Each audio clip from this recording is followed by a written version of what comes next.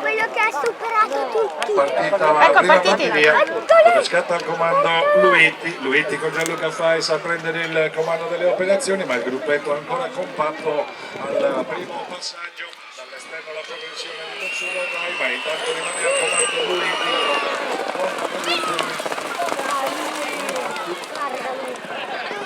Sale Pentu Maimula in seconda posizione con Luiti che continua a condurre con 2 di vantaggio nei confronti di Sorto e Sudè. In quota rimane Ontananova, Bonaera, in quest'ordine i cavalli ad affrontare la piegata che mette per il secondo passaggio con Luiti a mantenere il comando delle operazioni nei confronti di Sorto e Sudè che mantiene la seconda posizione con all'interno Melazzo, mentre scivola in quarta Pentu Maimula che all'esterno Musso Dorrai. In quest'ordine i cavalli iniziano il giro conclusivo con Luiti che ha 3 di vantaggio.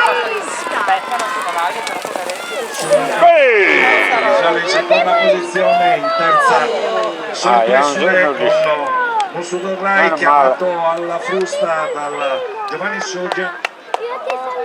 Retta opposta dove il grigio di Luiti continua a mantenere un margine decisamente buono nei confronti di Melazzo. Terza posizione per Maragheri Masilovi che è risalito con Andrea Sanna. Questi 3 a precedere Musso Dorrai con Giovanni Soggia, mentre scivola in quinta Sorto e Sudè. Cavalli in fila indiana si presentano in retta per l'arrivo con Luiti che mantiene il comando. Luiti e Gianluca Fais, Luiti che viene a vincere Maragheri Masiloghi, Melazzo e al quarto posto Musso Dorrai.